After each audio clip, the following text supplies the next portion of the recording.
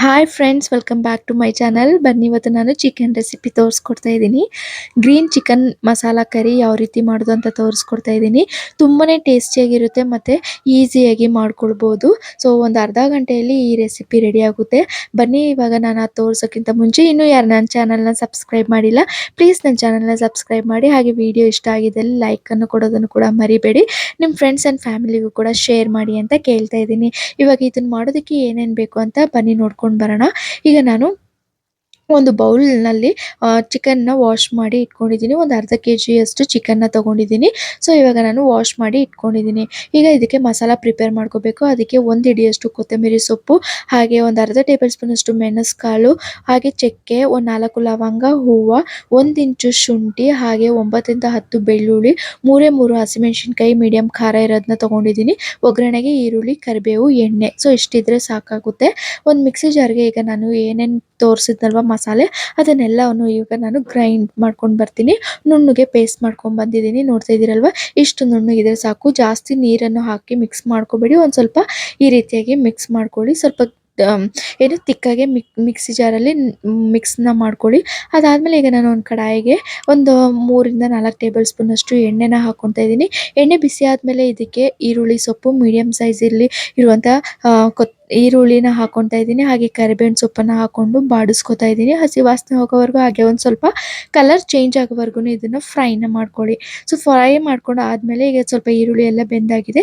ನಾವೇನು ಚಿಕನ್ನ ತೊಗೊಂಡಿದ್ವಿ, ವಾಶ್ ಮಾಡಿಕೊಂಡು ಕ್ಲೀನಾಗಿ ಇಟ್ಕೊಂಡಿದ್ವಲ್ಲ, ಆ ಚಿಕನ್ ಇವಾಗ ಹಾಕ್ಕೊಂಡು ಒಂದು ಸ್ವಲ್ಪ ಹೊತ್ತು ಫ್ರೈನ ಮಾಡ್ಕೊಳ್ಳೋಣ. ಒಂದು 5 ನಿಮಿಷ ಫ್ರೈನ ಮಾಡ್ಕೊಳ್ಳಿ ಆಯಿಲಲ್ಲಿ. ಸ್ವಲ್ಪ ಫ್ರೈ ಮಾಡ್ಕೊಂಡು ಆದಮೇಲೆ ಇದಕ್ಕೆ ನಾವು ಒಂದು ½ ಟೇಬಲ್ ಸ್ಪೂನಷ್ಟು ಅರಿಶಿನ ಪುಡಿನ ಹಾಕ್ಕೊಳ್ಳೋಣ. ಸೊ ಒಂದು ಸ್ವಲ್ಪ ಹಾಕ್ಕೊಳ್ಳಿ. ಅರಿಶಿನ ಪುಡಿ ಹಾಕ್ಕೊಂಡು ಆದಮೇಲೆ ಒಂದು ಕ್ಲೀನಾಗಿ ಒಂದು 10 ನಿಮಿಷ ಇದನ್ನು ಬೇಯೋದಕ್ಕೆ ಬಿಡಿ. ಆವಾಗ ಅದು ಒಂದು ಸ್ವಲ್ಪ ನೀರೆಲ್ಲ ಬಿಟ್ಕೊಳ್ಳುತ್ತೆ. ಸೊ ಅಲ್ಲಿವರೆಗೂ ಒಂದು ಸ್ವಲ್ಪ ಹೊತ್ತು ಬಾಡಿಸ್ಕೊಳ್ಳಿ.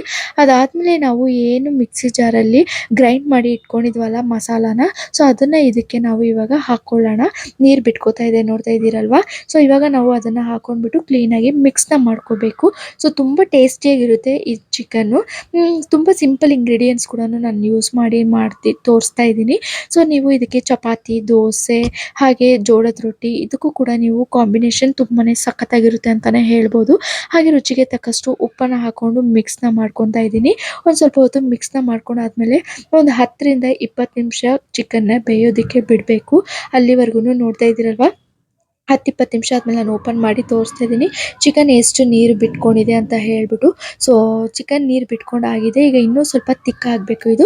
ಅದಕ್ಕೆ ನಾನು ಮತ್ತೆ ಇನ್ನೂ ಒಂದು 15 ನಿಮಿಷ ಕ್ಲೋಸ್ ಮಾಡಿ ಇಟ್ಕೊಂಡು ಈಗ ಲಿಡ್ನ ಓಪನ್ ಮಾಡಿ ತೋರಿಸ್ತಾ ಇದ್ದೀನಿ. ಒಂದು ಸ್ವಲ್ಪ ನೀರೆಲ್ಲ ಹಿಂಗೆ ಹೋಗಿದೆ. ಸೊ ಈಗ ಒಂದು ಸ್ವಲ್ಪ ತಿಕ್ಕಾಗಿದೆ ಅಂತಲೇ ಹೇಳ್ಬೋದು.